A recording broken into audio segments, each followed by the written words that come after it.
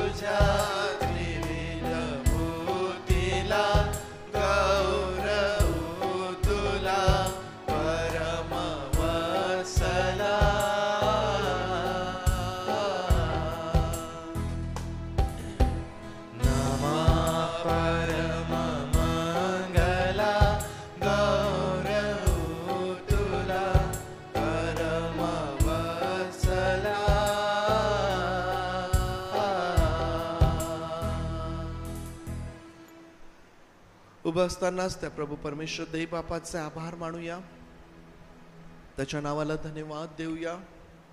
येथवर त्याने आपल्या प्रत्येकाचा सांभाळ केला.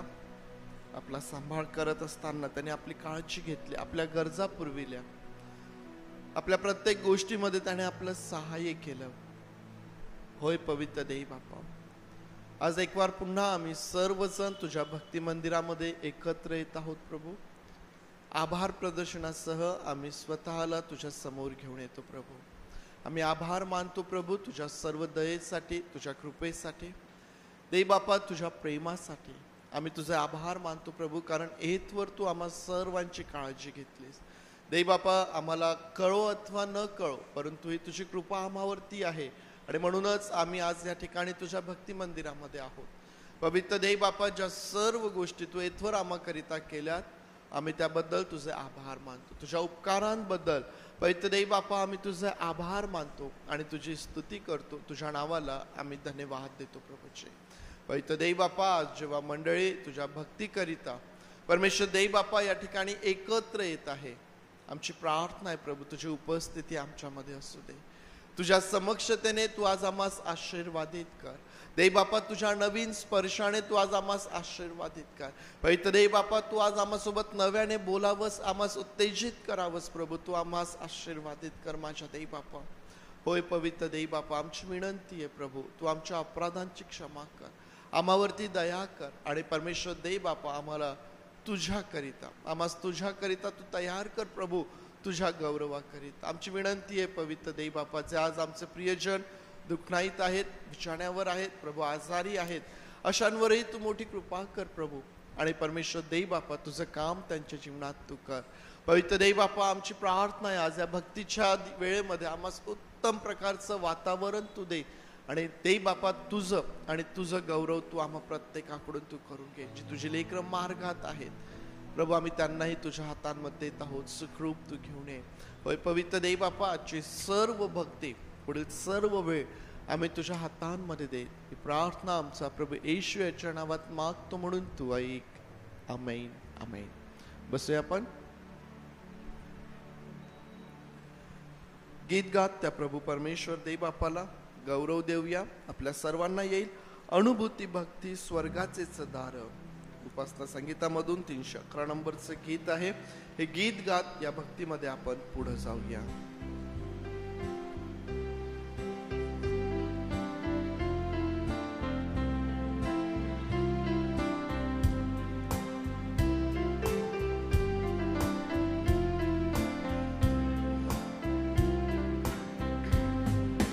अनुभूती भक्ती स्वर्गाचेच दार, स्वर्गाचेच दार.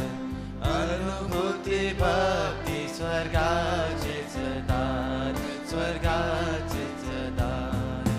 परम सुंदर प्रार्थना हे, प्रार्थना हे, प्रार्थना हे. अनुभूती भक्ती स्वर्गाचेच दार, स्वर्गाचेच दार. आह प्रार्थना हे पवित्र मंदिर, पवित्र मंदिर. आह प्रार्थना हे पवित्र मंदिर, पवित्र मंदिर. येथे परात्पर भक्ता सवे, भक्ता सवे, भक्ता सवे. अनुभूती भक्ती स्वर्गाचेच दार, स्वर्गाचेच दार. स्वर्ग पृथ्वीमध्ये उभारिला जिना, उभारिला जिना. स्वर्ग पृथ्वीमध्ये उभारिला जिना, उभारिला जिना. दयाचे प्रार्थना नाम साजे, नाम साजे, नाम साजे. अनुभूती भक्ती स्वर्गाचेच दार, स्वर्गाचेच दार. प्रार्थना पित्याची मांडीच केवळ, मांडीच केवळ. प्रार्थना पित्याची मांडीच केवळ, मांडीच केवळ. चढवर वाढ लढी वाढे, लढी वाढे, लढी वाढे. अनुभूती भक्ती स्वर्गाचेच दार, स्वर्गाचेच दार. प्रेमाचा वर्षाव आज्ञाचा प्रकाश, आज्ञाचा प्रकाश. प्रेमाचा वर्षाव आज्ञाचा प्रकाश, आज्ञाचा प्रकाश. आसवे साहस प्रार्थना हे, प्रार्थना हे, प्रार्थना हे. अनुभूती भक्ती स्वर्गाचेच दार, स्वर्गाचेच दार. ख्रिस्त शिष्य मन ख्रिस्ता संगे जाण, ख्रिस्ता संगे जाण. ख्रिस्त शिष्य मन ख्रिस्ता संगे जाण, ख्रिस्ता संगे जाण. देवालिंगने प्रार्थना हे, प्रार्थना हे, प्रार्थना हे. अनुभूती भक्ती स्वर्गाचेच दार, स्वर्गाचेच दार. आणखीन एक गीत गाऊया. त्या प्रभू परमेश्वराला गौरव सन्मान देऊया. किती गोड किती रे गोड नाम तव वाटे. उपासना संगीत 45 नंबरचं गीत.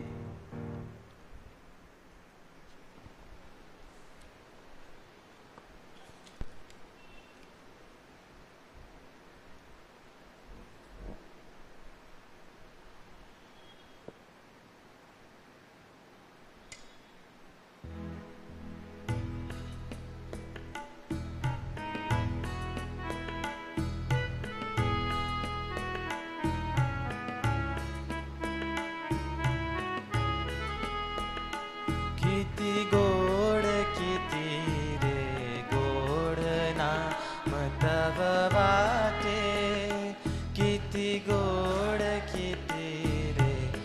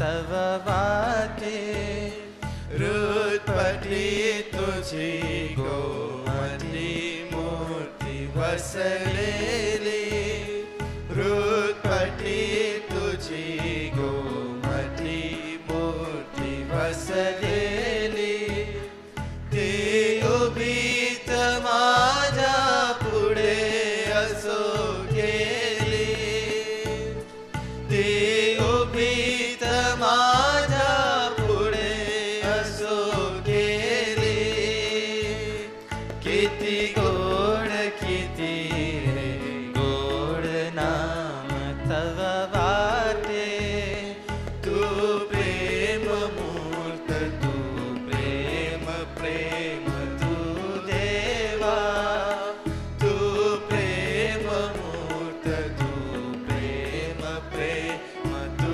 देवा प्रभु रूपा येशी धरून येशू नावा प्रभु रूपा येशी धरून येशू नावा किती गोड किती रे गोड नाम तव वाटे मन मना एक वासना तुझ्या सहजावे मन मना एक वासना तुझ्या सहजावे हे आयु येतले तुझेच देवावे हे आयु येतले तुझेच ते वावे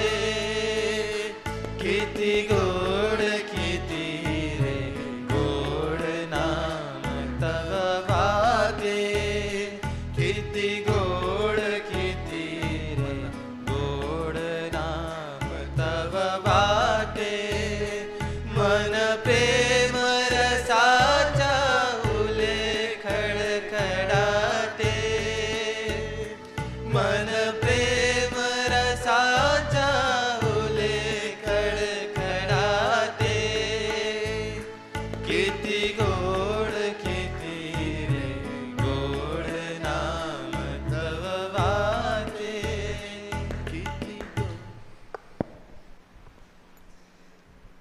किती गोड किती रे गोड नाम तव वाटे. आणि आम्हाला माहिती आहे की प्रभू येशू ख्रिस्ताचं जे नाव आहे त्या नावामध्ये असणारा गोडवा त्या नावामध्ये असणारं सामर्थ्य आणि हे एक नाव जे सर्व श्रेष्ठ अशा प्रकारचं पवित्र शास्त्र आम्हाला सांगतं. प्रियांनो, त्या नावाचं महत्त्व आमच्या जीवनामध्ये आम्हा प्रत्येकाला माहीत आहे. टिळक देखील या गीतामधून तीच गोष्ट आम्हाला सांगतात की किती गोड किती रे गोड नाम तव वाटे. आणि हे जे नाव आमच्याकडं आहे, हा जो प्रभू येशू ख्रिस्त आमच्याकडं आहे, टिळक म्हणतात की मणमणा एक वासना तुझ्या सहज जावे, हे आयु येतले तुझेच ते व्हावे, हे आयु येतले तुझेच ते व्हावे. या जगामधलं आमचं जीवन हे त्याचं असावं. अनुभूती भक्ती है ना, त्याच्या भक्तीकरिता ते असावं आणि त्याची प्रार्थना, त्याची भक्ती आणि त्याची समक्षता या सर्व गोष्टी आमच्याकरिता आशीर्वादाचे माध्यम आहे. त्यावेळेस पवित्र शास्त्रातून एक स्तोत्र वाचूया. सुजाता आज यावेळेस एक स्तोत्र वाचतील आपल्यासाठी. सर्वांना ख्रिस्तात प्रेमाचा सलाम. स्तोत्र संहिता 19 मी आपल्या सर्वांसाठी वाचते. देवाची कृत्ये आणि त्याचे नियम. दाविदाचे स्तोत्र आहे. आकाश देवाचा महिमा वर्णिते, अंतरिक्ष त्याची हस्तकृती दर्शविते. दिवस दिवसाची संवाद करतो, रात्र रात्रीला ज्ञान प्रकट करते. वाचा नाही, शब्द नाही, त्याची वाणी ऐकू येत नाही, तरी त्याचा स्वर सर्व पृथ्वी आक्रमतो. त्याचे शब्द दिगंतरी पोहोचतात. सूर्यासाठी आकाशात त्याने मंडप घातला आहे. शय्यागृहातून वरासारखा तो बाहेर पडतो. तो वीर पुरुषाप्रमाणे आपल्या मार्गाने धावण्यात आनंद पावतो. आकाशाच्या एका सीमेपासून निघून दुसऱ्या सीमेपर्यंत तो भ्रमण करीत जातो. त्याच्या उष्णतेपासून काही एक सुटत नाही. परमेश्वराचे नियमशास्त्र परिपूर्ण आहे, ते मनाचे पुनरुज्जीवन करते. परमेश्वराचा निर्बंध विश्वसनीय आहे, तो भोळ्या समंजस करतो. परमेश्वराची विधी सरळ आहेत, ते हृदयाला आनंदित करतात. परमेश्वराची आज्ञा चोख आहे, ती नेत्रांना प्रकाश देते. परमेश्वराचे भय शुद्ध आहे, ते सर्व काळ टिकणारे आहे. परमेश्वराचे निर्णय सत्य आहेत, ते सर्व थैव न्याय आहेत. ते सोन्यापेक्षा 52 कशी सोन्याच्या राशीपेक्षा इष्ट आहेत. ते मधापेक्षा मोहळातून पाझरणाऱ्या मधापेक्षा गोड आहेत. शिवाय त्याच्यापासून तुझ्या सेवकाला बोध होतो. ते पाळल्याने मोठी फलप्राप्ती होते. स्वतःच्या चुका कोणाला दिसतात? गुप्त दोषापासून मला मुक्त कर. तसेच धिटाईने केलेल्या पातकापासून आपल्या सेवकाला आवर. त्याची सत्ता माझ्यावर न चालो, म्हणजे मी पूर्ण होईल आणि महापतकापासून अलिप्त राहील.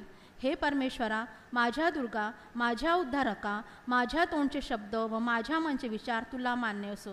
देवबाप वाचलेली वचनं आपल्या सर्वांसाठी आशीर्वादित करू. स्तोत्रसंहिता 19, ज्यामध्ये स्तोत्रकर्ता दावीद देवाची कृत्ये आणि त्याचे जे नियम आहे त्याविषयी तो आमच्यासोबत बोलतो.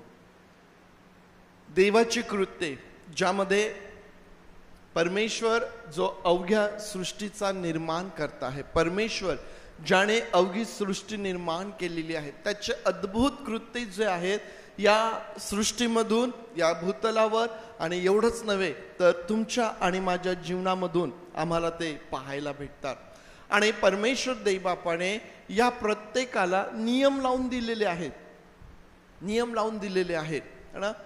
परमेश्वराने सृष्टीची रचना केल्यानंतर सृष्टीला ज्या नियमांमध्ये त्याने बांधलेलं आहे किंवा जे नियम लावून दिलेले आहेत त्याप्रमाणे गोष्टी होत आहेत. मग त्याचप्रमाणे त्याने मनुष्याला देखील नियम दिलेले आहेत. त्याने तुम्हाला आणि मला देखील आज्ञा दिलेल्या आहेत. आणि त्या आज्ञा आमच्या जीवनामध्ये, त्या आज्ञांचं पालन आमच्या जीवनामध्ये करणं हे आमच्यासाठी फार महत्त्वाचं आहे. ते आमच्यासाठी आशीर्वादाचं आहे. कारण परमेश्वराच्या आज्ञा काय करतात? परमेश्वराच्या आज्ञा आम्हाला त्या कुमार्गापासून आवरतात. परमेश्वराच्या आज्ञा आम्हाला त्या वाईट मार्गापासून आवरतात. त्या सर्व पातकांपासून, त्या पापमय गोष्टींपासून आम्हाला दूर राहण्यासाठी प्रोत्साहित करतात, आमचं मार्गदर्शन करतात. आणि म्हणून स्तोत्रकर्ता दावीद राजा यामध्ये ह्याच गोष्टी सांगतो की शिवाय त्यांच्यापासून तुझ्या सेवकाला बोध होतो, तुझ्या सेवकाला बोध होतो. परमेश्वर आम्हाला बोध करणारा आहे. आणखीन तो त्यामध्ये पुढं असं म्हणतो की ते पाळल्याने मोठी फलप्राप्ती होते. ते पाळल्याने, त्या पालन केल्याने आम्हाला आमच्या जीवनामध्ये बोध तर आहेच, परंतु त्याबरोबर फलप्राप्ती देखील आमच्या जीवनामध्ये आम्हाला पाहायला भेटते. दावीद राजा म्हणतो की धिटाईने केलेल्या पातकांपासून आपल्या सेवकाला आवर. त्यांची सत्ता माझ्यावर न चालो, म्हणजे मी पूर्ण होईल, मी पूर्ण होईल आणि महापातकांपासून अलिप्त राहील. हे परमेश्वरा, माझ्या दुर्गा, माझ्या उद्धारका, माझ्या तोंडचे शब्द व माझ्या मनचे विचार तुला मान्य असोत. माझ्या तोंडचे शब्द आणि माझ्या मनचे विचार तुला मान्य असोत. हे आमच्यासाठी फार महत्वाचं आहे. आम्ही पुष्कळ काही परमेश्वराकरिता करण्याचा प्रयत्न करतो, पुष्कळ प्रार्थना आम्ही त्याच्याकडे करतो, परंतु आम्ही जे करतो ते त्याला मान्य होत आहेत की नाही याकडे देखील लक्ष देणं आम्हाला फार महत्वाचं आहे. आणि म्हणून परमेश्वराने ज्या आज्ञा आम्हास लावून दिलेल्या आहेत त्यांचं पालन आम्हाला आमच्या जीवनामध्ये सतत करायचं आहे. परमेश्वर देवबाप ही सर्व वचने आपल्याकरिता आशीर्वादाची करोत. प्रभू परमेश्वराचा आभार मानूया, त्याच्या नावाला धन्यवाद देऊया, त्याच्या उपकारांचं स्मरण करूया, त्यांची आठवण करीत त्याला आपल्या ओठांचं स्तुतिरूपी फळ आपण सादर करूया. क्वायर पुढे येईल आणि क्वायर बरोबर आपण काही गीतांच्या द्वारे प्रभुदेव बापाची स्तुती, त्याची आराधना करूया.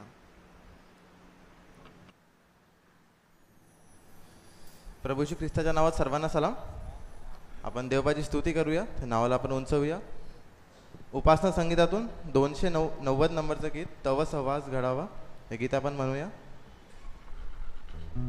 तव सहवास घडावा.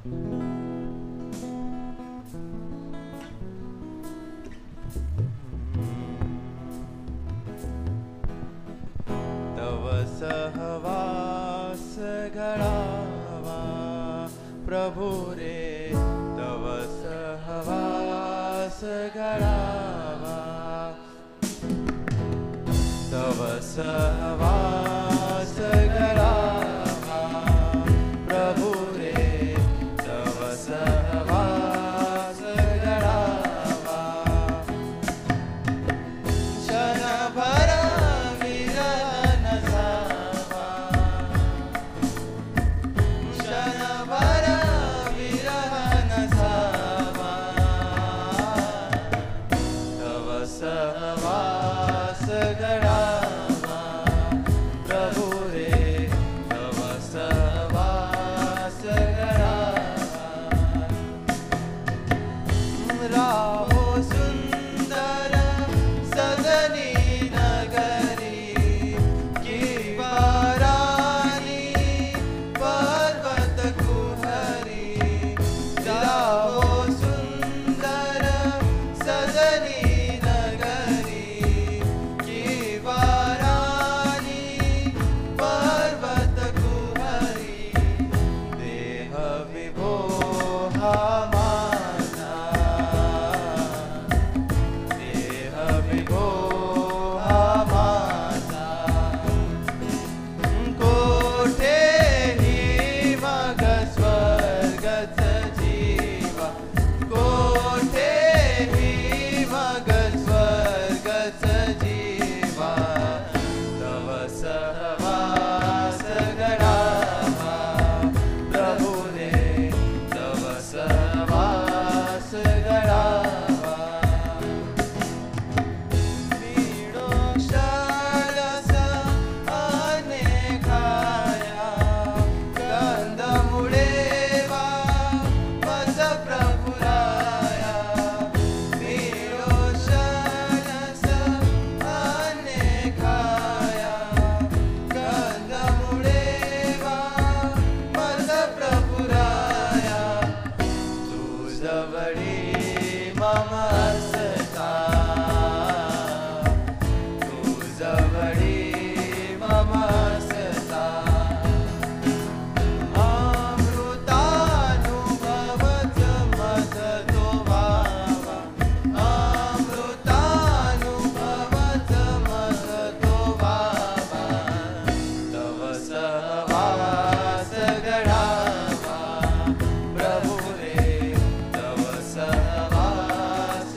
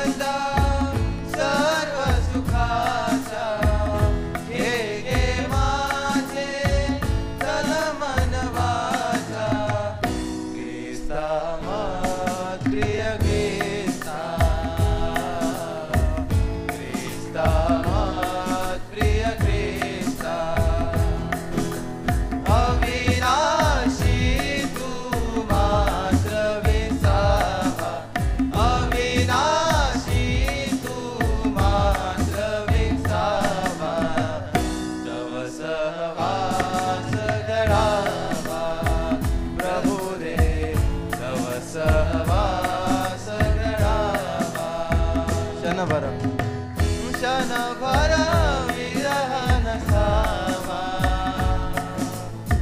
क्षणभर विरह नसावा तव सहवास घडावा प्रभु रे तव सहवास घडावा तव सहवास घडावा प्रभू रे. नारायण वामन टिळक म्हणतात तव सहवास घडावा क्षणभरही विरह नसावा. एवढी उत्सुकता आहे त्यांना की देवाशी त्यांना दूरही जायचं नाही. ते म्हणतात क्षणभरही विरही नसावा. पुढचं गीत आपण गाऊया, शांती असो पृथ्वीवरी. आपल्या सर्वांना येणार असं गीत आहे. जरी ख्रिस्त जयंतीचं गाणं असेल सर्वजण मिळून गाऊया, शांती असो पृथ्वीवरी. शांती असो पृथ्वीवरी जनहि प्रसाद ईश्वरी. येशूने जन्म घेतला सहर्ष दूताने गा. शांती असो शांती असो पृथ्वीवरी जनहि प्रसाद ईश्वरी. येशूने जन्म घेतला सहर्ष दूताने गायला. जन होगा हर्ष करा विलीन व्हा प्रभु समोर प्रेमाने बना की ख्रिस्त तो. शांती असो ते गरजती ते महिमा ईश्वरा देती. दिसती कोणही खरी तो तारा बेथलेहेमावरी. शांती असो ते गरजती ते महिमा ईश्वरा देती. दिसती कोणही खरी तो तारा बेथलेहेमावर. जन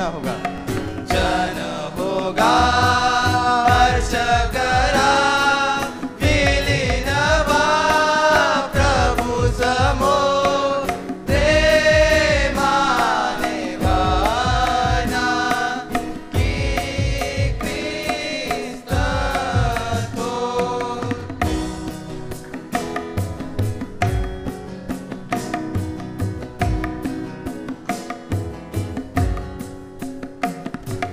तारक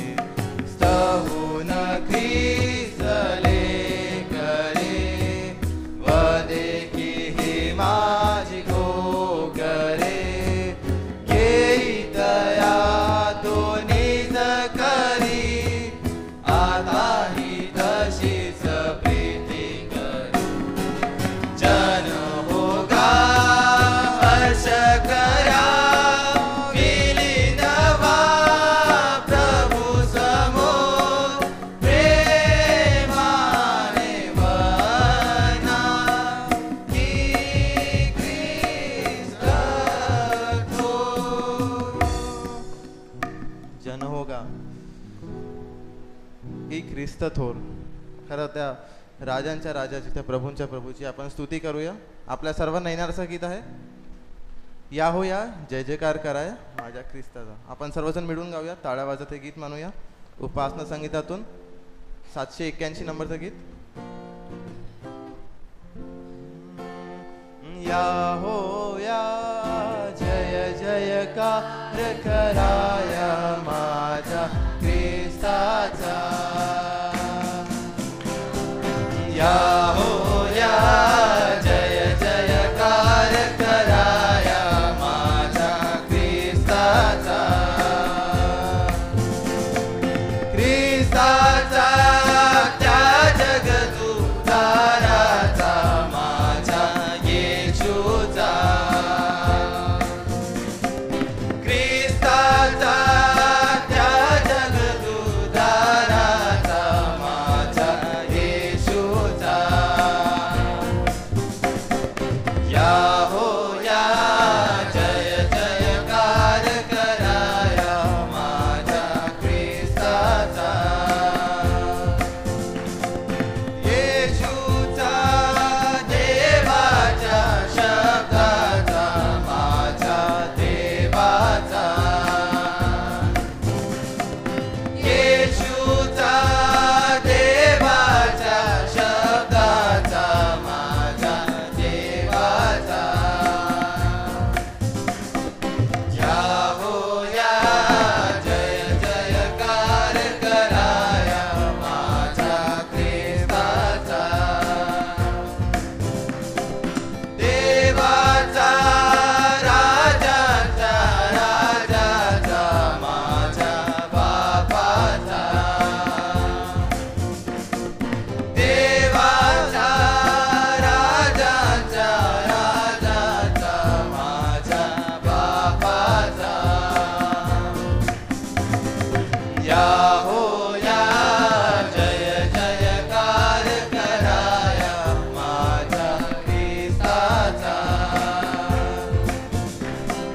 या हो या जय जयकार कराय माझ्या ख्रिस्ताचा.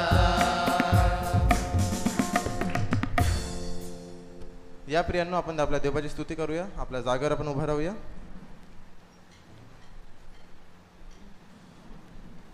आणि तारणाची सेना होऊ द्या सिद्धती हे गीत आपण म्हणूया. आपलं सर्वांना येणार असं गीत आहे.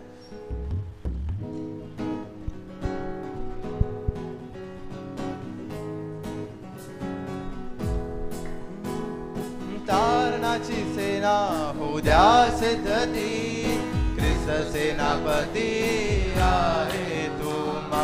तारणाची सेना,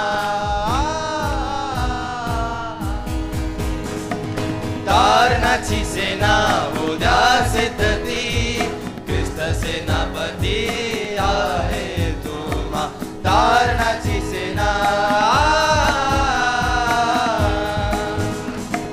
होनी अशुर जसा तो शिपाई, लढे आपल्या ठाई राजासाठी. होनी अशुर जसा तो शिपाई, लढे आपल्या ठाई राजासाठी. राजासाठी राजासाठी तारणाची सेना होऊ द्या सिद्धती, ख्रिस्त सेनापती आहे तुम्हा. तारणाची सेना दुःखे छळ होती तरी वारंवार, ख्रिस्त हा तयार निवाराया. दुःखे छळ होती जरी वारंवार, ख्रिस्त हा तयार निवाराया. निवाराया निवाराया तारणाची सेना होऊ द्या सिद्धती, ख्रिस्त सेनापती आहे तुम्हा. तारणाची सेना प्रीतीच्या राज्यात हिंदी जना, जेने हर्ष मना होई पार. प्रीतीच्या राज्यात हिंदी जना, जेने हर्ष मना होई पार. होई पार होई पार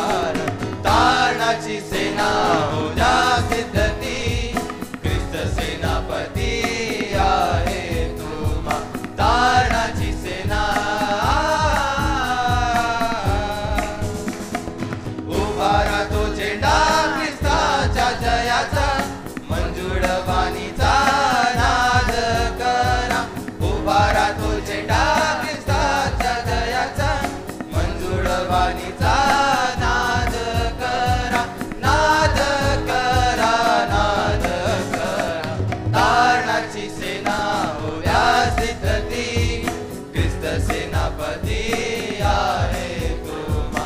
तारणाची सेना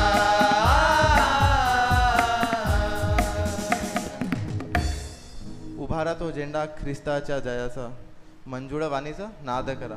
कोणची मंजुळ वाणी कोणी सांगेल मला? जेव्हा ख्रिस्त येईल तेव्हा ती वाणी वाजणार आहे आणि आपल्याला ख्रिस्ताची आपण वाट बघणार आहोत आणि त्याच्यासोबत आपण स्वर्गात जाणार आहोत. खरं त्या तारणाचा अनुभव आपण सर्वजण घेऊया आणि यावेळेस प्रार्थनेत जात असताना आपण गीत म्हणूया. आपलं अंतःकरण आपण देवाकडे लावूया. देवा मला क्षमा करी, उपासना संघातून 207 नंबरचं गीत.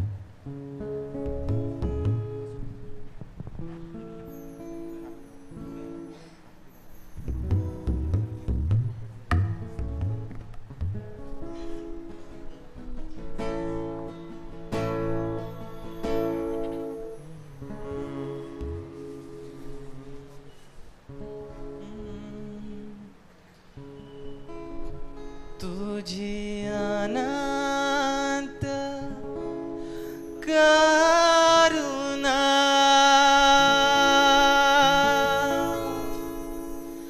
दयेने ऐक प्रार्थना,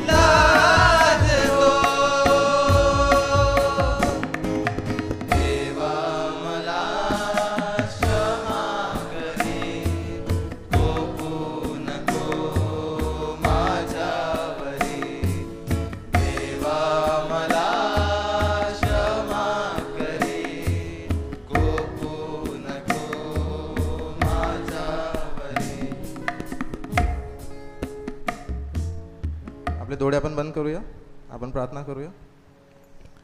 धन्यवाद देतो देवपा, स्तुती करतो तुझ्या नावाला मी उंचावितो परमेश्वर पिता. तू महान आहेस देवपा.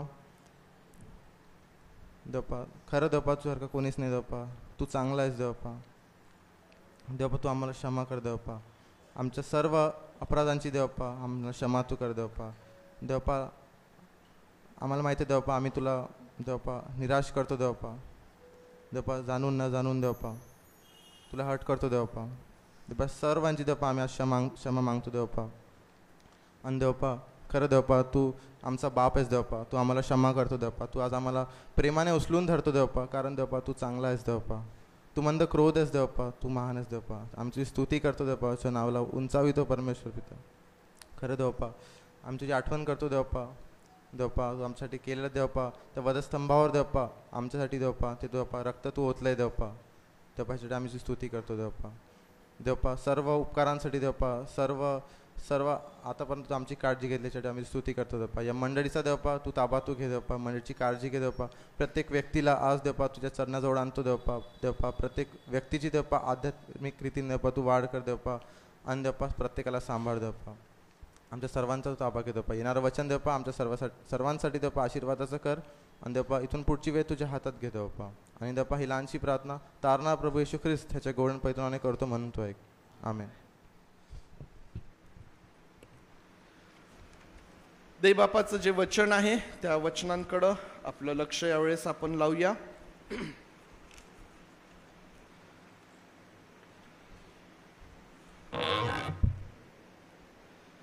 प्रार्थना करूया.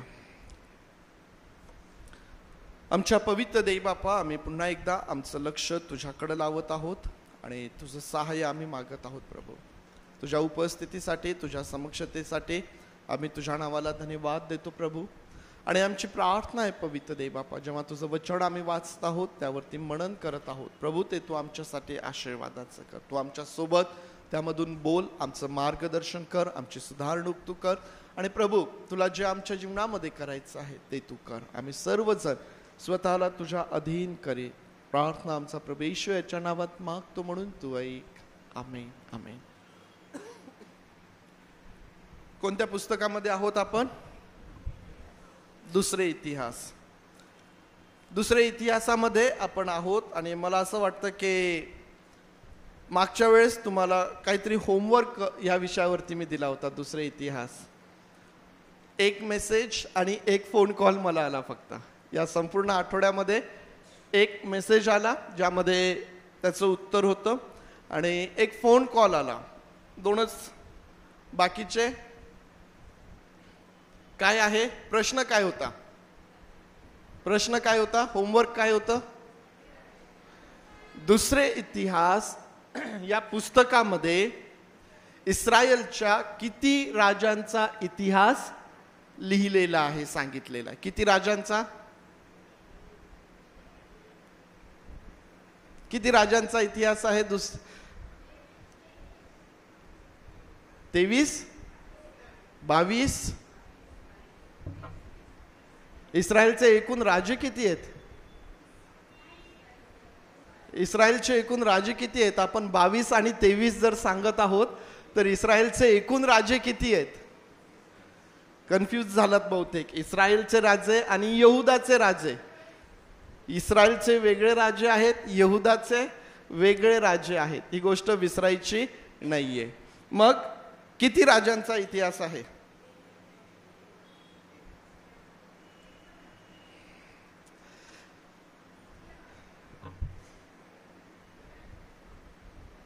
ज्या प्रकारे या दुसऱ्या इतिहासामध्ये आम्हाला पाहायला भेटतं की यहुदाची जी राज्य आहेत त्यांनी पूर्ण इतिहास म्हणजे कुठून? रहबामापासून तर सिदकियापर्यंत. रहबामापासून तर सिदकियापर्यंत आम्हाला सर्व राजांचा इतिहास थोड्या थोड्या प्रमाणात आम्हाला पाहायला भेटतो. त्यामध्येही जी 4 राज्य आहेत, जी चांगली राज्य म्हटलेली आहेत, त्यावरती थोडासा भर जास्त दिलेला आहे, त्यांचं स्पष्टीकरण जास्त केलेलं आहे. परंतु म्हणजे इस्रायलच्या एकाही राजाचा इतिहास त्यामध्ये दिलेला नाही. तुम्ही जर रहबामाच्या आधी शल्मोनाकडे गेलात, दाविदाकडे गेलात, तो भाग वेगळा आहे. परंतु ज्यावेळेस आपण इस्रायल आणि यहुदा म्हणतो तर हे तिथं गृहीत आहे की राज्य विभाजलेलं आहे, राज्याची विभागणी झालेली आहे. ज्यावेळेस आपण फक्त इस्रायल म्हणू, ज्यावेळेस फक्त आपण इस्रायल म्हणू तर ठीक आहे, परंतु ज्यावेळेस यहुदा आणि इस्रायल या दोन गोष्टींचा उल्लेख आम्ही करतो तर मग त्यामध्ये आम्हाला हे गृहीत आहे की राज्याचं विभाजन त्या ठिकाणी झालेलं आहे. म्हणजेच या दुसऱ्या इतिहासामध्ये ज्यावेळेस लेखक लिखाण करत आहे, इस्रायलच्या एकाही राजाचा इतिहास त्या ठिकाणी त्याने सांगितलेला नाही. आणि म्हणून ही देखील एक गोष्ट आम्हाला लक्षात ठेवता येईल की दुसरे इतिहास हे जे पुस्तक आहे हे जरी आम्हाला पहिले शमूएल, दुसरे शमूएल, पहिले राजे, दुसरे राजे, पहिला इतिहास याचीच पुरवणी आम्हाला पुढं पाहायला भेटते, परंतु यामध्ये हा एक वेगळेपणा आहे, हा एक नवीनपणा त्यामध्ये आहे की यामध्ये इतिहास जो आहे हा फक्त यहुदाच्याच राजांचा त्याने दिलेला आहे. फक्त यहुदाचे जे राज्य आहेत, किती राज्य आहेत? 19 की 20? 20 कन्फर्म आहे ना आता? 20 राजे जी आहे, या 20 राजांचा इतिहास या दुसरे इतिहासामध्ये आम्हाला दिलेला आहे. मागच्या रविवारी जेव्हा या पुस्तकाला आपण सुरुवात केली, काही डिटेल्स त्या ठिकाणी मी तुम्हाला दिलेत. पहिले इतिहासाप्रमाणेच बऱ्याचशा गोष्टी त्या ठिकाणी सारख्या आहेत. मागच्या रविवारी जेव्हा या पुस्तकावर आपण अभ्यास सुरू केला, या पुस्तकामधून जो आध्यात्मिक संदेश आहे त्या संदेशावरती आपण आपलं लक्ष केंद्रित केलं. काय संदेश आहे दुसऱ्या इतिहासामधून? काय आध्यात्मिक संदेश आहे दुसऱ्या इतिहासामधून? कोण सांगेल? काय टॉपिक होता आपला मागच्या रविवारचा? काय विषय होता? यश आणि विजय प्राप्तीसाठी प्रार्थनेचे सामर्थ्य.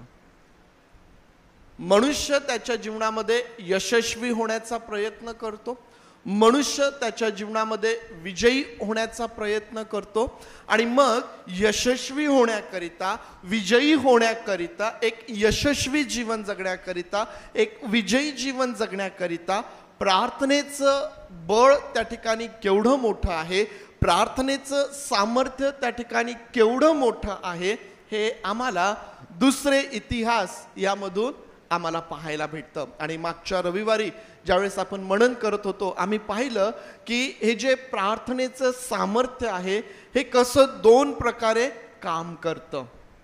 ज्यामध्ये आम्ही पाहिलं की प्रार्थनेचं जे सामर्थ्य आहे ना, आम्ही ज्यावेळेस प्रार्थना करतो त्यावेळेस त्या परिस्थितीला, त्या प्रसंगाला, त्या आजाराला, त्या घटनेला, त्या परिस्थितीला तोंड देण्याचं सामर्थ्य आम्हाला प्रार्थनेमधून प्राप्त होतं. आम्ही त्या परिस्थितीला आम्ही फेस करू शकतो, तिला आम्ही हाताळू शकतो, ते सामर्थ्य प्रार्थनेच्या माध्यमातून आम्हाला मिळतं.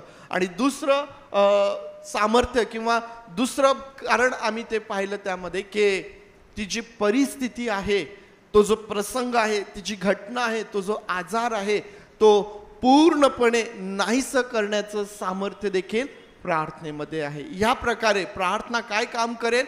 एक तर त्या परिस्थितीला तोंड देण्यासाठी तुम्हाला सामर्थ्य देईल, नाही तर ती परिस्थिती तुमच्या जीवनामधून दूर करून टाकेल, काढून टाकेल. या प्रकारे प्रार्थना आमच्या जीवनामध्ये काम करते. आणि मग त्या ठिकाणी दोन राजे, दोन त्यांच्या जीवनामधल्या ज्या घटना आहे, अबिया आणि आसा यांच्या जीवनामधून आपण घटना पाहिल्यात की त्यांनी कशी प्रार्थना केली आणि प्रार्थनेचं जे सामर्थ्य आहे त्यांच्या जीवनामध्ये त्यांनी कसं अनुभवलेलं आहे. मागच्या रविवारी आध्यात्मिक संदेश यावरती आपण मनन केलं.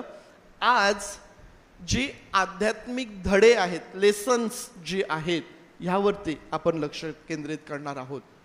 दुसरे इतिहास या पुस्तकामध्ये 3 आध्यात्मिक धडे आम्हाला प्राप्त होतात, 3 लेसन्स आम्हाला प्राप्त होतात की जे आम्ही जर त्याकडे लक्ष देतो तर निश्चित आमच्या आध्यात्मिक जीवनाकरिता ते आम्हाला मदत करतात किंवा आमच्या आध्यात्मिक जीवनामध्ये आम्हाला वाढण्याकरिता त्यामधून आम्हाला सहाय्य मिळतं. आणि ती जी 3 आध्यात्मिक धडे आहेत ते आज या दुसऱ्या इतिहासामधून आपण पाहण्याचा प्रयत्न करूया.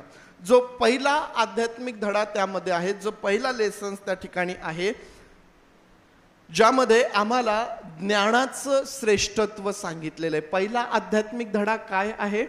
ज्ञानाचं श्रेष्ठत्व. पहिला अध्याय 7 ते 12. पहिला अध्याय दुसरे इतिहास याचा पहिला अध्याय वचन 7 ते 12 मी तुमच्यासाठी वाचत आहे.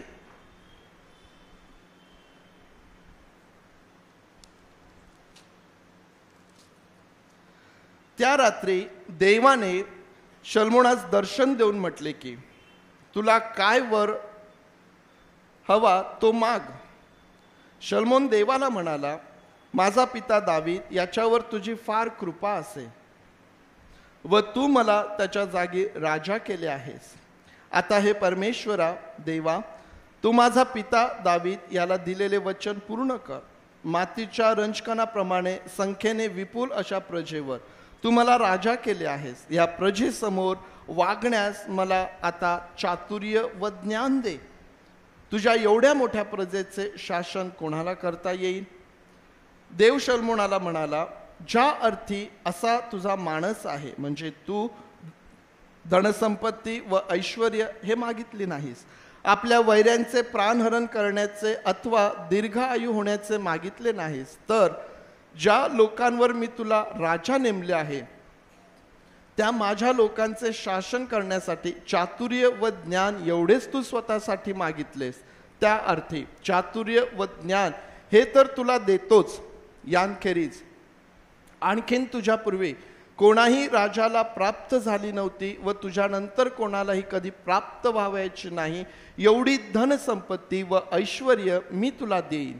मग शल्मोन गिबोन येथल्या उच्च स्थानाहून दर्शन मंडपावरून यरुशलेमेस आला व तेथे इस्रायलावर राज्य करू लागला. आता आम्हाला माहित आहे की शल्मोन राजाच्या सेवेमध्ये त्याने परमेश्वरापासून जे ज्ञान आहे ते त्याने प्राप्त करून घेतलेलं आहे. केवळ शल्मोन राजाच नाही तर आम्हाला पाहायला भेटतं की संपूर्ण पवित्र शास्त्र आम्हाला ज्ञानाच्या संदर्भात काय सांगतं, ज्ञानाचं महत्त्व आमच्या जीवनामध्ये किती मोठं आहे, त्याचं श्रेष्ठत्व हे किती मोठं आहे ते आम्हाला सांगितलेलं आहे. सोने रुपयापेक्षाही आमच्यासाठी काय मोलवान असायला पाहिजे? ज्ञान आमच्याकरिता मोलवान असायला पाहिजे. स्तोत्र असतील, नीतिसूत्रे असतील किंवा उपदेशक असेल किंवा संपूर्ण जे पवित्र शास्त्र आहे ते आम्हाला ज्ञानाच्या संदर्भात पुष्कळ काही या ठिकाणी शिकवणारं आहे. आणि त्यातल्या त्यात शल्मोनाच्या जीवनामधून ज्ञानाचं श्रेष्ठत्व समजून घेणं हे अधिक आशीर्वादाचं किंवा महत्त्वाचं ठरतं. कारण शल्मोन राजा ज्याने स्वतः देवापासून ज्ञान प्राप्त करून घेतलेलं आहे. आणि ज्यावेळेस आम्ही शल्मोन राजाच्या कारकिर्दीकडे पाहतो या ज्ञानाचं श्रेष्ठत्व आम्हाला त्या ठिकाणी पाहायला भेटतं. काय परिणाम झाला? त्याने ज्यावेळेस परमेश्वराकडून ज्ञान मागून घेतलं, परमेश्वराने त्याला ज्ञान दिलं, त्याला धनसंपत्ती दिली, त्याला ऐश्वर्य दिलं. त्याच्या पूर्वी आणि त्याच्या नंतरही कोणाकडेही एवढं ऐश्वर्य आम्हाला पाहायला भेटत नाही. आणि म्हणून प्रभू येशू ख्रिस्त स्वतः आपल्या सेवेमध्ये शल्मोनाच्या ऐश्वर्याचा उल्लेख करतो, त्याच्या संपत्तीचा. त्याच्यासारखा प्रभू येशू ख्रिस्त देखील शल्मोनाला त्याच्या सेवेमध्ये उदाहरणादाखल त्या ठिकाणी लोकांच्या समोर तो ठेवतो. आम्ही पाहतो की शल्मोन राजाने हे जे ज्ञान प्राप्त करून घेतलं त्याचा परिणाम म्हणजे या इस्रायल राष्ट्रामध्ये शांतता आणि सुबत्ता याचा सुवर्ण काळ या लोकांनी अनुभवलेला आहे. कसा काय अनुभवला? कारण त्यांचा जो राजा त्या ठिकाणी आहे त्या राजाने ज्ञान प्राप्त करून घेतलेलं आहे. कसा काय अनुभवला? कारण त्या राजाला देवाने ज्ञान दिलेलं आहे, त्याला ज्ञानी बनवलेलं आहे. आणि ज्यावेळेस परमेश्वराकडून प्राप्त झालेलं हे ज्ञान घेऊन हा शल्मोन लोकांवरती राज्य करत आहे. त्या ठिकाणी ते राज्य तो चालवत आहे. या ज्ञानाचं श्रेष्ठत्व म्हणून, या ज्ञानाचा परिणाम म्हणून आम्हाला पाहायला भेटतं की या इस्रायल राष्ट्रामध्ये शांतता आणि सुबत्ता याचा सुवर्ण काळ या लोकांनी अनुभवलेला आहे. आता आम्हाला माहिती आहे की ज्ञानाचा साठा कोणाकडं आहे आणि ते कसं प्राप्त होतं? ज्ञानाचा साठा कोणाकडं आहे? परमेश्वराकडं आहे. परमेश्वराकडं आहे. आणि परमेश्वराचं भय मनुष्याला हे ज्ञान प्राप्त करून देतं. ज्ञानाचा साठा परमेश्वराकडे. तुम्ही जगाच्या उत्पत्तीपासून तुम्ही पहा, परमेश्वराचं ज्ञान आणि त्याची ती बुद्धिमत्ता आणि परमेश्वराचं जे अद्भुत काम आहे ते आम्हाला सृष्टीतही पाहायला भेटतं.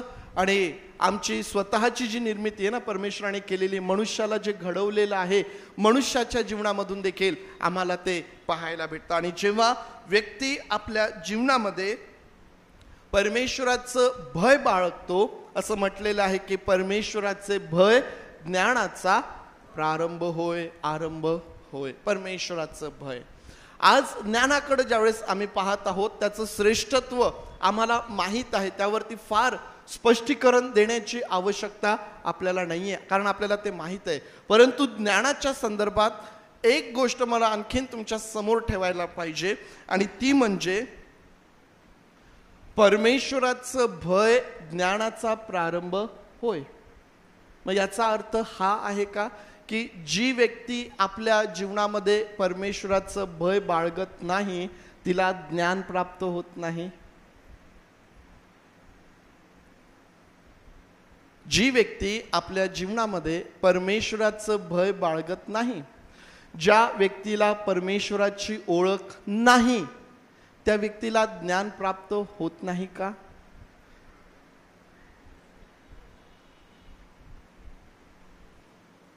काय उत्तर द्याल या प्रश्नाचं? काय उत्तर द्याल? ज्ञान प्राप्त होतं की नाही होत? प्रश्न सोपा आहे ना. परमेश्वराचं भय ज्ञानाचा प्रारंभ होय. परंतु जी व्यक्ती परमेश्वराचं भय धरत नाही, परमेश्वराचं भय धरण्यासाठी ज्या व्यक्तीला परमेश्वराची ओळखच झालेली नाही, अशी व्यक्ती ज्ञानी होऊ शकते का? दुविधा मनस्थिती झाली, हो म्हणावं की नाही म्हणावं, हो म्हणावं की नाही म्हणावं. प्रियांनो, परमेश्वराने ना ज्यावेळेस मनुष्याला बनवलं ना, त्यावेळेस त्याने भेदभाव नाही केला की हा माझ्यावर विश्वास ठेवणार आहे तर मी याला जास्त बुद्धी देणार, हा मला ओळखणार नाही आहे, हा माझ्यावर विश्वास ठेवणार नाही आहे, हा माझं भय बाळगणार नाही आहे, तर याचा मेंदू थोडासा मी वीक करून टाकतो. देवाने मनुष्याच्या या डोक्यामध्ये जो मेंदू ठेवलेला आहे ना, तो सर्वांना सारखा दिलेला आहे. आम्ही वाढत असताना, आमच्या बालपणापासून आम्ही घडत असताना आम्ही कशा प्रकारे तो डेव्हलप करतो किंवा आम्ही कशा प्रकारे ज्ञानाचं जे महत्त्व आहे त्याकडे लक्ष देतो, त्यावरती ते अवलंबून आहे की मनुष्य ज्ञानी असेल की नाही. ज्यावेळेस आम्ही जगाकडे पाहतो ना, अनेक ज्ञानी लोक आम्हाला पाहायला भेटतात की ज्यांच्या जीवनामध्ये परमेश्वराचं भय नाही. अनेक लोक आम्हाला पाहायला भेटतात की ज्यांना परमेश्वराची ओळख नाही, परंतु त्यांचं ज्ञान आज आम्हाला पाहायला भेटतं. वेगवेगळ्या प्रकारचे सायंटिस्ट असतील, वेगवेगळ्या प्रकारचे फिलॉसॉफर्स असतील किंवा वेगवेगळ्या प्रकारचे ज्ञानी लोक आहेत या जगामध्ये. आणि मला आज हाच विचार तुमच्या समोर ठेवायचा आहे प्रियांनो, की हे जे परमेश्वराचं भय आहे ना, असं म्हटलेलं आहे की परमेश्वराचं भय ज्ञानाचा प्रारंभ होय.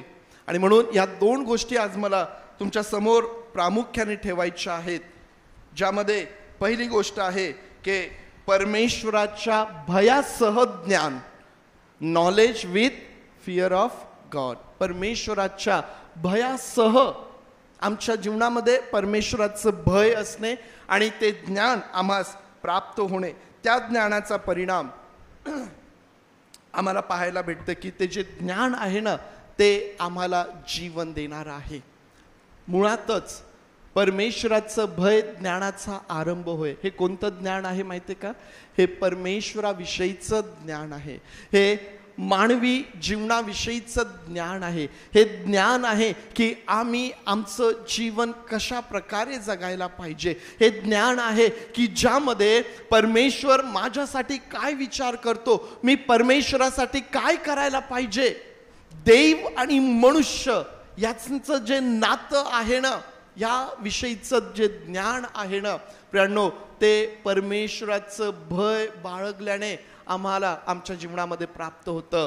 जगामध्ये जे आम्हाला अनेक लोक पाहायला भेटतात की ते ज्ञानी आहेत, परंतु परमेश्वराचं भय नाही, परमेश्वराची ओळख त्यांच्या जीवनामध्ये नाही. आम्हाला त्या ज्ञानाचं काहीही उपयोग आमच्या जीवनामध्ये होत नाही. परमेश्वराच्या भयासह ज्ञान ज्यावेळेस आम्ही पाहतो ते ज्ञान जीवन देणारं ज्ञान आहे.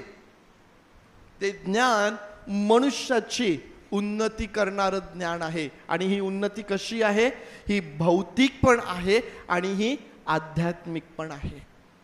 परमेश्वराच्या भयासह जे ज्ञान मनुष्याला प्राप्त होतं ते ज्ञान केवळ मनुष्याची भौतिक उन्नती करतं असं नाही, तर ते मनुष्याची आध्यात्मिक उन्नती देखील करतं. परमेश्वराच्या भयाशिवाय जे ज्ञान आहे कदाचित जगामध्ये उन्नती करू शकतं, परंतु आध्यात्मिक उन्नती त्यामध्ये आम्हाला पाहायला भेटत नाही. त्या ठिकाणी परमेश्वराचं भय आम्हाला पाहायला भेटत नाही. आम्ही जर शल्मोनाच्या कारकिर्दीची पहिली 20 वर्षे पाहिली, ज्यामध्ये आम्ही काय पाहतो की शांतता आणि सुबत्ता याचा सुवर्ण काळ आहे. सुवर्ण काळ आहे. शांतता आणि सुबत्ता याचा सुवर्ण काळ पहिल्या 20 वर्षांमध्ये. पहिल्या 20 वर्षांमध्ये का? कारण त्या ठिकाणी शल्मोनाच्या जीवनामध्ये परमेश्वराचं भय आम्हाला पाहायला भेटतं. त्या भयाबरोबर ते ज्ञान जे त्याने परमेश्वरापासून प्राप्त करून घेतलेलं आहे ते ज्ञान आम्हाला त्या ठिकाणी पाहायला भेटतं. शल्मोनाच्या कारकिर्दीची पहिली 20 वर्षे परमेश्वराच्या भयाशिवाय असलेलं जे ज्ञान आहे, जे ज्ञान मनुष्य ज्ञानी तर झालाय परंतु त्याला परमेश्वराचं भय त्याच्या जीवनामध्ये नाही, परमेश्वराची ओळख त्याच्या जीवनामध्ये नाही. मी तुम्हाला सांगितलं की अशा प्रकारचं ज्ञान मनुष्याला जीवन देऊ शकत नाही. अशा प्रकारचं जे ज्ञान आहे ना ते जगामध्ये मनुष्याची उन्नती तर करू शकतं, त्याची एक ओळख निर्माण करू शकतं, परंतु स्वर्गाच्या राज्यामध्ये त्याची ओळख नाही. स्वर्गाच्या राज्यामध्ये त्याचं नाव लिहिलेलं नाही. परमेश्वराच्या भयाशिवाय, knowledge without fear of God, परमेश्वराच्या भयाशिवाय जे ज्ञान आहे ना ते आम्हाला जीवन देऊ शकत नाही, ते आमची आध्यात्मिक उन्नती करू शकत नाही. परमेश्वराच्या भयाशिवाय असलेलं ज्ञान आम्हाला परमेश्वरापासून दूर नेऊ शकतं, आम्हाला परमेश्वरापासून मागं ढकलू शकतं. आज तुम्ही पहा की पुष्कळ ज्ञानी लोक आहेत की जे देवावरती विश्वास ठेवायला तयार नाही.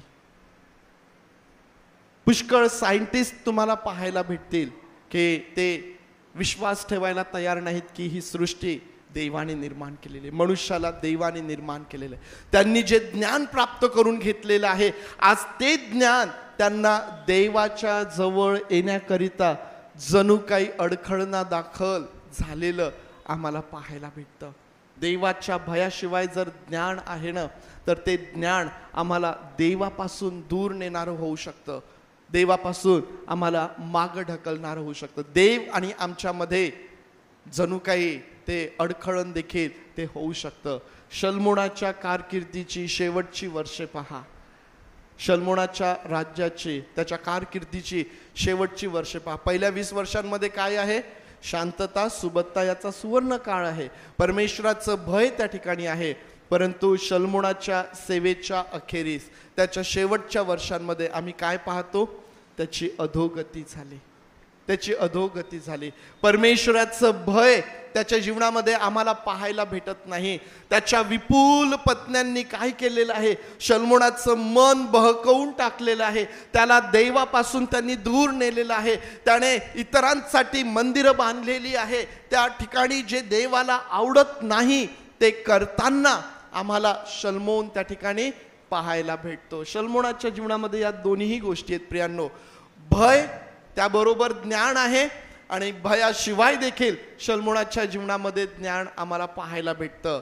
ज्यावेळेस भय आहे ना, शांतता आणि सुबत्ता आहे. परंतु ज्यावेळेस भय त्या ठिकाणी नाही, अधोगती त्या ठिकाणी. आणि आम्ही अभ्यास केलेला आहे की इस्रायल आणि यहुदा हे जे दोन भागामध्ये यांचं विभाजन झालं त्याचं मूळ कारण शल्मोनस त्या ठिकाणी आम्हाला पाहायला भेटतो. त्याच्याच कारकिर्दीमध्ये, त्याच्याच कारकिर्दीच्या शेवटच्या वर्षांमध्ये आम्हाला पाहायला भेटतं की हे त्या ठिकाणी निश्चित झालं होतं की हे राज्य विभागल्या जाणार आहे. प्रियांनो, आमच्यासाठी हे फार महत्त्वाचं आहे की परमेश्वराच्या भयाशिवाय असलेलं ज्ञान आम्हाला जीवन देऊ शकत नाही. आणि म्हणून हाच शल्मोन राजा उपदेशकाच्या पुस्तकामध्ये काय सांगतो, सर्व गोष्टींचं सार काय सांगतो, तो सर्व गोष्टींचं सार तो हे सांगतो की परमेश्वराचे भय धर आणि त्याच्या आज्ञा पाळ. सर्व गोष्टींचं सार हेच आहे की परमेश्वराचं भय धर, त्याच्या आज्ञा पाळ. मनुष्य कर्तव्य काय ते हेच आहे. मनुष्य कर्तव्य काय ते हेच आहे. प्रियांनो, उपदेशकाच्या शेवटच्या भागामध्ये सर्व गोष्टींचं सार शल्मोन सांगत असताना आम्हाला त्या ठिकाणी या सांगतो. जो पहिला आध्यात्मिक धडा आम्हाला दुसरे इतिहासामधून आहे, ज्ञानाचं श्रेष्ठत्व. आम्हाला ज्ञानाचं श्रेष्ठत्व जे आहे ते आम्हाला माहीत आहे. आणि म्हणून जो दुसरा विचार मी तुमच्या समोर ठेवला की knowledge with fear of God आणि knowledge without fear of God, या ज्या दोन गोष्टी आहेत या नेहमी आम्हाला लक्षात ठेवायच्या आहेत की आमच्या जीवनामध्ये आज जे ज्ञान आम्हाला आहे, जे बळ आम्हाला आहे, जर परमेश्वराचं भय नाही तर ते सर्व व्यर्थ आहे. ते सर्व व्यर्थ आहे. प्रियांनो, जो दुसरा आध्यात्मिक धडा आम्हाला दुसरे इतिहासामधून पाहायला भेटतो, तो दुसरा आध्यात्मिक धडा आहे देवाची समक्षता, देवाची उपस्थिती. जर आम्ही पाचवा अध्याय आणि त्यामधून 11 ते 14 वचने जी आहेत ती मी तुमच्यासाठी वाचत आहे. 5वा अध्याय आणि 11 ते 14. याजक पवित्र स्थानातून बाहेर आले. जितके याजक हजर होते तितक्या सर्वांनी आपणास पवित्र केले होते. त्यांनी यावेळी पाळ्यांचा क्रम सोडला होता. जितके लेवी गाणारे होते, म्हणजे अर्थात आसाफ, हेमान व यदूथून, तितके सगळे आपल्या पुत्रांसह व भाऊबंधांसह सणाची वस्त्रे लेवून झांजा, सारंग्या व वीणा घेऊन वेदीच्या पूर्व बाजूस उभे राहिले व त्यांच्याबरोबर 120 याजक कर्णे वाजवत होते. कर्णे वाजवणारे व गाणारे एकाच सुराने परमेश्वराची स्तुती व धन्यवाद करू लागले आणि कर्णे, झांजा आदी करून वाद्य वाजवून परमेश्वराची स्तुती ते उच्च स्वरे करू लागले. ती अशी, तो उत्तम आहे, त्याची दया सनातन आहे. त्या समय परमेश्वराचे मंदिर मेघाने व्यापले. त्या मेघामुळे याजकास सेवा चाकरी करण्यास उभे राहावेना, कारण परमेश्वराच्या तेजाने देव मंदिर भरून गेले. परमेश्वराच्या तेजाने ते जे मंदिर आहे ते पूर्णपणे भरून गेलेलं आहे. हा जो शास्त्र भाग आहे प्रियांनो, जेव्हा मंदिराचं बांधकाम पूर्ण झालं आणि मग त्या मंदिरामध्ये ज्यावेळेस कोश आणून ठेवण्यात आला, त्या ठिकाणी जी सर्व परिस्थिती आहे त्या परिस्थितीचं वर्णन या ठिकाणी करण्यात आलेलं आहे. ते जे मंदिर आहे ते मंदिर मेघाने भरून गेलं. परमेश्वराच्या तेजाने ते मंदिर त्या ठिकाणी भरून गेलं. प्रियांनो, परमेश्वराची समक्षता, परमेश्वराची उपस्थिती आमच्या जीवनामध्ये असणं हे आमच्यासाठी फार महत्त्वाचं आहे. परमेश्वराची उपस्थिती आमच्या जीवनामध्ये असणे, या प्रसंगामध्ये, या मंदिरामध्ये परमेश्वराची उपस्थिती आम्हाला केव्हा पाहायला भेटते? त्या ठिकाणी आम्हाला पाहायला भेटते की मंदिर तयार आहे. मंदिराची कल्पना कोणी केली होती? कोणाची इच्छा होती बांधायची? दाविदाची इच्छा होती, परंतु त्याला ते बांधता आलं नाही. त्याचा पुत्र शल्मोन याने ते मंदिर बांधलं. जे ज्ञान त्याने परमेश्वराकडून प्राप्त करून घेतलं आणि परमेश्वराने ज्या ज्या काही सूचना केलेल्या होत्या, ज्या काही इन्स्ट्रक्शन्स त्या ठिकाणी दिलेले होते, त्याप्रमाणे हे मंदिर बांधून त्या ठिकाणी तयार झालेलं आहे. आणि आता या तयार मंदिरामध्ये परमेश्वराचा जो कोश आहे तो त्या ठिकाणी गाभाऱ्यात आणून ठेवल्या जात आहे. त्या ठिकाणी याजक आहे की ज्यांनी स्वतःला पवित्र केलेलं आहे. असं म्हटलेलं आहे की जितके याजक त्या ठिकाणी होते त्या सर्वांनी स्वतःला पवित्र केलेलं आहे. आणि तिसरी गोष्ट आम्हाला त्या ठिकाणी पाहायला भेटतं की त्या ठिकाणी सर्व याजक, सर्व लेवी आपल्या पुत्रांसह, आपल्या भाऊबंधांसह त्या ठिकाणी एकत्र जमलेले आहेत आणि ते सर्वजण मिळून परमेश्वराची स्तुती, परमेश्वराची आराधना करत आहे. आणि जेव्हा ही परमेश्वराची स्तुती, आराधना त्या ठिकाणी सुरू आहे, परमेश्वराच्या तेजाने ते मंदिर भरून गेलं. तयारी, पवित्रता आणि परमेश्वराची स्तुती या काही गोष्टी आम्हाला त्या ठिकाणी पाहायला भेटतात की ज्याचा परिणाम ते मंदिर परमेश्वराच्या तेजाने भरून गेलेलं आहे. परमेश्वराच्या तेजाने ते भरून गेलेलं आहे. आमच्यासाठी देखील आमच्या जीवनामध्ये जर परमेश्वराची उपस्थिती आम्हाला पाहिजे तर आम्हाला स्वतःला तयार करावं लागेल. आमची तयारी त्या ठिकाणी असायला पाहिजे. ती पवित्रता आम्ही अंगीकारण्याचा किंवा ते पवित्र जीवन जगण्याकरिता आम्हाला समर्पित व्हावं लागेल. आमच्या जीवनामधून परमेश्वराची स्तुती, परमेश्वराची आराधना आम्हाला करावी लागेल. या काही गोष्टी आहेत ज्या आमच्यासाठी फार महत्त्वाच्या आहेत. ज्यावेळेस तुम्ही आणि मी भक्तीसाठी या ठिकाणी येतो प्रियांनो, आमच्यासाठी ही तयारी त्या ठिकाणी आम्हाला पाहायला भेटते. परमेश्वराच्या भक्तीसाठी जायचंय, आम्हाला तयार होऊन जायचं आहे. सर्वांनी खूप सुंदर कपडे या ठिकाणी घातलेले आहेत. पुरेसे आहेत का ही तयारी? सकाळी आंघोळ करणे, चांगले प्रेस केलेले सुंदर कपडे घालणे पुरेशी तयारी आहे का? नाही प्रियांनो, कारण परमेश्वर देव तुमचे आणि माझे कपडे नाही पाहत, तो आमचं अंतःकरण पाहतो. आमचं अंतःकरण देवाच्या उपस्थितीसाठी तयार झालेलं आहे का? ती भूक आणि तहान आमच्या जीवनामध्ये आहे का? आम्ही भक्तीला येत असताना, आम्ही भक्तीमध्ये असताना आणि आम्ही भक्तीतून बाहेर गेल्यानंतर आमचं जीवन काय आहे हे परमेश्वराला माहीत आहे. तुम्ही आणि मी केवळ इथं बसलेलो असतानाच परमेश्वर आम्हाला पाहतो असं नाही प्रियांनो.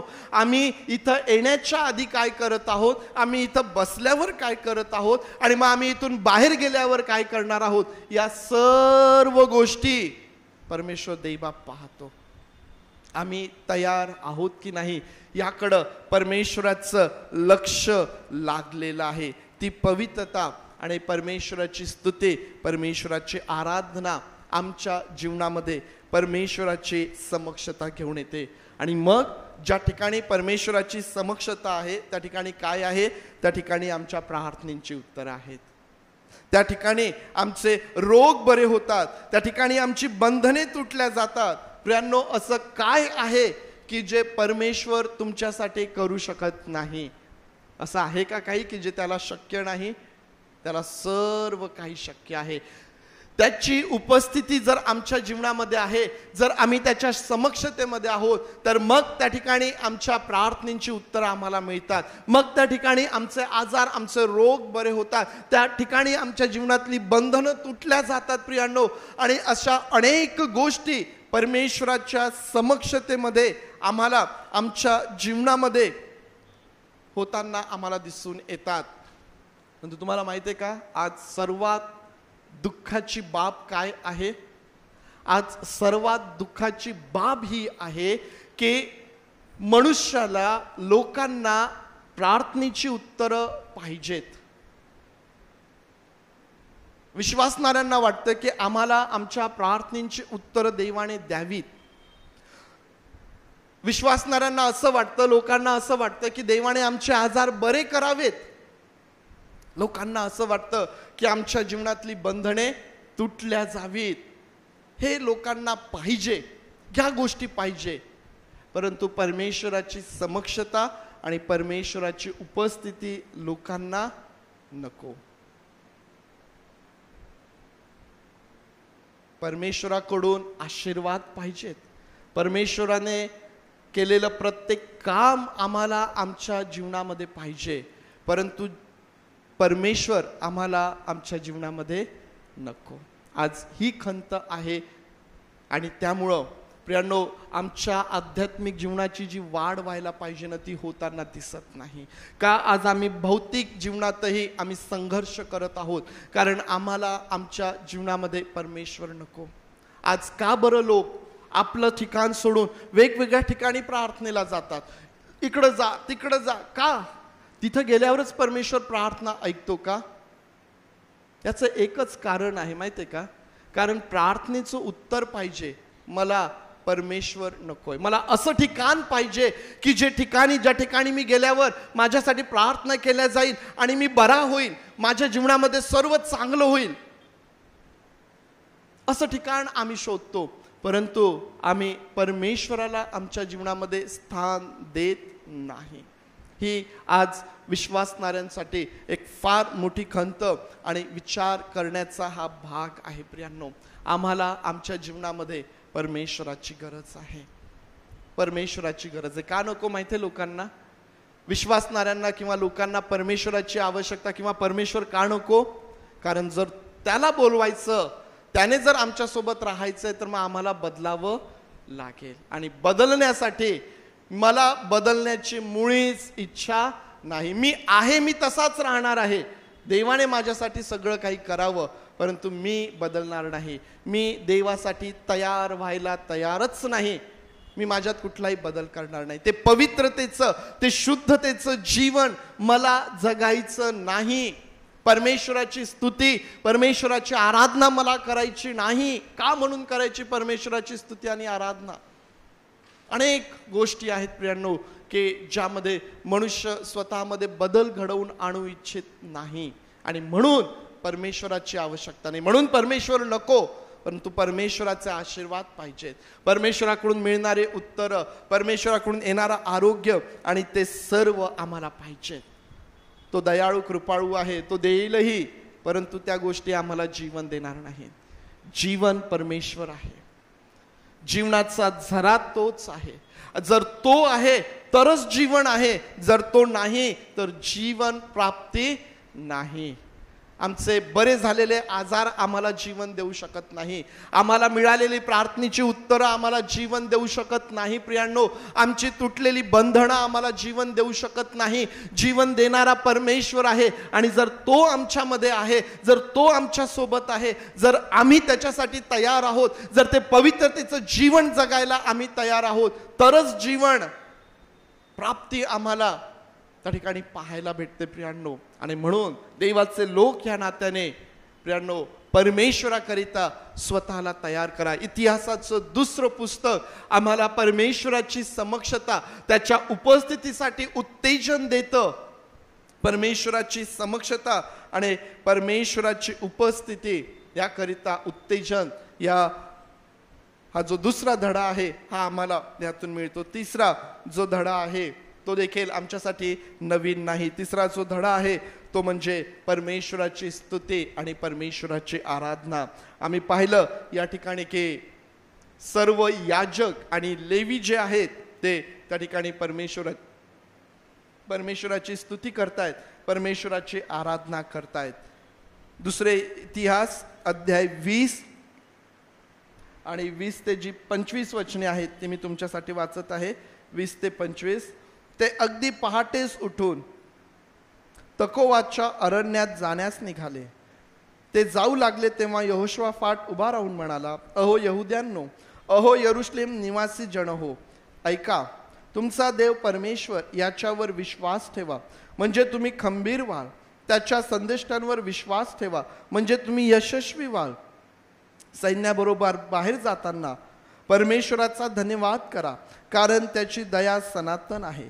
हे स्तोत्र पावित्र्याने मंडित होऊन गावे, म्हणून त्याने प्रजेचा सल्ला घेऊन कित्येकांना त्या कामी नेमले.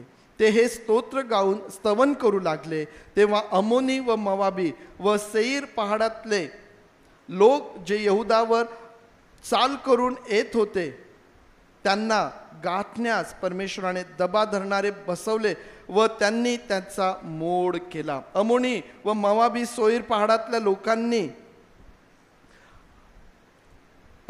लोकांची अजिबात कत्तल उडवून त्यांचा विध्वंस करावा म्हणून त्यांच्यावर उठले. सैर निवाशांचा निपांत केल्यावर ते एकमेकांचा वध करू लागले. रानातील टळणीच्या बुरुजानजीक यहुदी लोकांनी येऊन त्या समुदायाकडे दृष्टी फेकली तेव्हा चहूकडे जमिनीवर प्रेतेच प्रेते पडली आहेत. कोणी निभावला नाही असे त्यांना दिसून आले. यहोशाफाट व त्याचे लोक लूट करायला आले तेव्हा त्या प्रेतांमध्ये बहुत धन, वस्त्रे व मौल्यवान अलंकार त्यांना मिळाले. ते त्यांनी इतके काढून घेतले की त्यांना ते वाहून नेता येईना. लूट एवढी होती की ते ती 3 दिवसांपर्यंत करीत होते.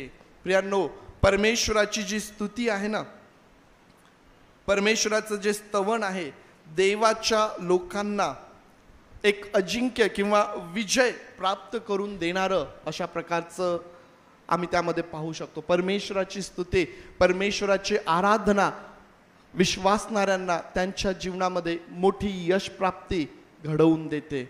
एक विजय आम्हाला त्या ठिकाणी पाहायला भेटतो. हा जो संदर्भ या ठिकाणी आपण वाचला, आम्ही पाहतो की यहोशाफाट राजाच्या कारकिर्दीमध्ये अमोनी आणि मोवाबी लोक त्या ठिकाणी चालून आले आणि ते लोक संख्येने पुष्कळ होते.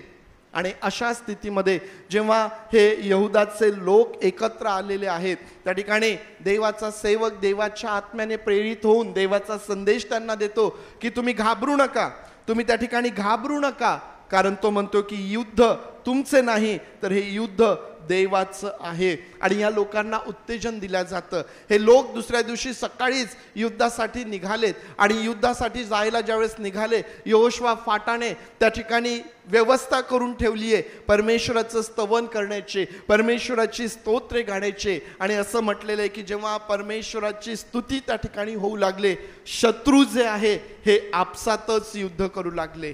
ते आपसातच एकमेकांवरती चाल करून गेलेत आणि हे लोक त्या ठिकाणी पोहोचण्याच्या आधीच त्यांनी एकमेकांचीच कत्तल त्या ठिकाणी घडवून आणलेली होती. यांना युद्ध करावं लागलं नाही. ज्यावेळेस आम्ही म्हणतो ना युद्ध परमेश्वराचं आहे, मग ते आम्हाला करण्याची गरज नाही, ते परमेश्वराला करू द्यायचं आहे. ज्यावेळेस आम्ही परमेश्वराला करू देतो, एक फार मोठा विजय आम्हाला पाहायला भेटतो. यरिहोचा तट तुम्हाला आठवत असेल, काय करत होते? त्यांच्याकडं मोठमोठी तोफे होती का? मोठमोठी हत्यारं होती का? यरिहोचा तट पाडण्यासाठी काय केलं त्या लोकांनी? परमेश्वराची स्तुती केली, परमेश्वराचा गजर केला, परमेश्वराचा धन्यवाद केला आणि एवढा मोठा तट तो त्या ठिकाणी कोसळून पडलेला आहे. त्या ठिकाणी तो कोसळून पडला. प्रियांनो, परमेश्वराची स्तुती आणि परमेश्वराची आराधना आमच्या जीवनामध्ये या प्रकारे काम करतं. हा जो विजय या ठिकाणी यहोशाफाट आणि त्याच्या लोकांना मिळाला, हा विजय, जी एवढी मोठी लूट त्या ठिकाणी त्यांनी केली, कशाचा परिणाम आहे? परमेश्वराची स्तुती आणि परमेश्वराची आराधना. आणि म्हणून परमेश्वराचे लोक या नात्याने जे परमेश्वराने आमच्यासाठी केलं आहे त्यासाठी परमेश्वराची स्तुती करा, त्यासाठी परमेश्वराचा धन्यवाद करा. जे परमेश्वर करत आहे त्यासाठी परमेश्वराचा धन्यवाद करा, परमेश्वराची स्तुती करा. जे परमेश्वर आमच्यासाठी करणार आहे ना, त्याही करिता विश्वासाने परमेश्वराची स्तुती करा, विश्वासाने परमेश्वराचे आभार माना. तट पडलेला नव्हता, परंतु गजर चाललेला होता. विश्वासाने ज्यावेळेस आम्ही भविष्याकरिता देखील परमेश्वराची स्तुती आणि परमेश्वराची आराधना आमच्या जीवनामध्ये करतो, प्रियांनो, परमेश्वराचं मोठं काम आम्हाला आमच्या जीवनामध्ये पाहायला भेटतं. आज दुसरे इतिहास या पुस्तकामधून आम्हाला ही 3 आध्यात्मिक धडे आम्हाला त्या ठिकाणी पाहायला भेटतात प्रियांनो, ज्यामध्ये ज्ञानाचं श्रेष्ठत्व आहे. हे ज्ञान आम्हाला देवाच्या भयासह आमच्या जीवनामध्ये पाहिजे, परमेश्वराची उपस्थिती आम्हाला आमच्या जीवनामध्ये पाहिजे आणि परमेश्वराची स्तुती, परमेश्वराच्या उपस्थितीमध्ये, परमेश्वराच्या उपस्थितीसह परमेश्वराचं भय आणि परमेश्वराची स्तुती, परमेश्वराचं स्तवन आम्हाला आमच्या जीवनात करायचं आहे. काय परिणाम होतो? भौतिक जीवन परमेश्वर देव आशीर्वादित करतो, आध्यात्मिक जीवन परमेश्वर देव आशीर्वादित करतो. आमच्या भौतिक आणि आध्यात्मिक जीवनाचा प्रभाव, फार मोठा प्रभाव परमेश्वर देव या जगाच्या समोर आमच्याकडून तो घेऊन जातो, पाडतो. आणि म्हणून देवाच्या लोकांनो, आज ही 3 आध्यात्मिक धडे तुम्हाला आणि मला परमेश्वराच्या वचनांमधून आहे. या आपले डोळे बंद करूया आणि आज ही धडे आमच्या जीवनामध्ये आम्ही कशा प्रकारे स्वीकारतो, आमच्या जीवनामध्ये आम्ही कशा प्रकारे त्याचा स्वीकार करतो, त्याचा विचार आम्हाला करता येईल. ज्ञानाचं श्रेष्ठत्व, परमेश्वराचं भय ज्ञानाचा आरंभ होय. आणि अशा प्रकारचं भय आम्हाला जीवन देतं. अशा प्रकारचं भय आमची भौतिक आत्मिक उन्नती घडवून आणतं. अशा प्रकारचं भय, अशा प्रकारचं ज्ञान आम्हाला देवाकरिता मोठ्या उपयोगाचं बनवतं. आज आमच्या जीवनामध्ये ज्ञान तर देवाने आम्हाला दिलेलं आहे, देवाने आम्हाला ज्ञानी बनवलेलं आहे. त्याचं भय त्या ठिकाणी आहे काय? आमच्या जीवनामध्ये ते परमेश्वराचं भय आहे काय? आम्ही स्वतःला विचारावं. कारण जर परमेश्वराचं भय नसेल तर हेच ज्ञान आमच्यासाठी अडखळण देखील होऊ शकतं. मी प्रार्थना करत आहे, मला प्रार्थनेचं उत्तर पाहिजे. देवाने माझे आजार बरे करावेत, देवाने माझी बंधने तोडावेत. तो देव माझ्या जीवनात आहे काय? मला तो पाहिजे काय? त्याच्याकरिता मी तयार आहे काय? त्याच्याकरिता शुद्ध आणि पवित्र जीवन जगण्यासाठी माझी तयारी आहे काय? किंवा मी देखील माझ्या जीवनामध्ये फिरत आहे, मी देखील शोधत आहे की कुठं माझ्या प्रार्थनेचं उत्तर मिळेल, कोण माझ्यासाठी प्रार्थना करेल आणि मी बरं होईल, कोण माझ्यासाठी प्रार्थना करेल.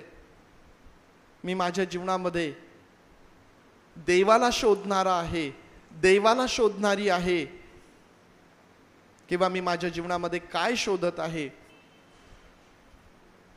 होय प्रभूजी, तू त्यासाठी आमचं सहाय्य कर. त्या देवाला आत्म्याने आणि खरेपणाने केलेली स्तुती आवडते. विश्वासणाऱ्यांचं जीवन हे स्तुतीचं जीवन आहे, हे ओठांचं स्तुतिरूपी फळ आहे. आणि ते आम्ही परमेश्वराला सादर करायलाच पाहिजे, ते आम्ही परमेश्वराला सादर करायलाच पाहिजे. होय प्रभू देव बापा, आज त्यासाठी तू आमचं सहाय्य कर. पवित्र देव बापा, त्यासाठी तू आमचं सहाय्य कर, त्यासाठी तू आमचं सहाय्य कर प्रभूजी. होय पवित्र देव बापा, प्रभू पुष्कळदा आम्ही न कळत अशा प्रकारे वागतो, तू त्यासाठी आमची क्षमा कर प्रभूजी. त्यासाठी तू आमची क्षमा कर, आम्हावरती दया कर प्रभू. आम्ही सर्वजण स्वतःला तुझ्या अधीन करतो. तुझ्या वचनांसाठी, या आध्यात्मिक धड्यांसाठी आम्ही तुझे आभार मानतो आणि प्रार्थना प्रभू येशू याच्या नावात मागतो, म्हणून तू ऐक. आमेन आमेन. उभं राहूया, प्रभूने शिकवलेली प्रार्थना करूया. हे आमच्या स्वर्गातील बापा, तुझे नाम पवित्र मानले जाव, तुझे राज्य जसे स्वर्गात तसेच पृथ्वी, तुझ्या इच्छेप्रमाणे आमचे रोजची भाकर आज आम्हास दे, आणि जसे आम्ही आमच्या ऋणास ऋण सोडले तसेच तू आमचे ऋणे आम्हास सोड, आणि आम्हास परीक्षेत आणू नकोस, तर आम्हास वाईटापासून सोड. कारण की राज्य, सामर्थ्य आणि गौरव हे सर्व काळ तुझीच आहे. आमेन.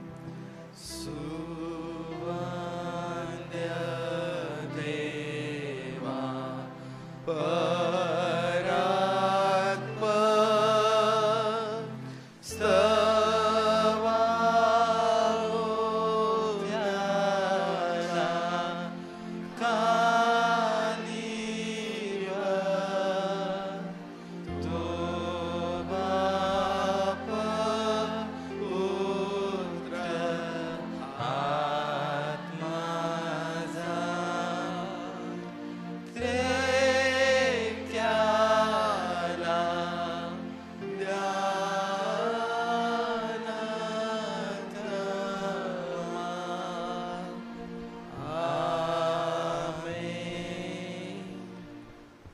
आता प्रभू येशू ख्रिस्ताची कृपा, देव बापाची प्रीती आणि पवित्र आत्म्याची सुसंगती तुम्हा बरोबर प्रभू येशू ख्रिस्त येईपर्यंत सदोदित असो. आमेन.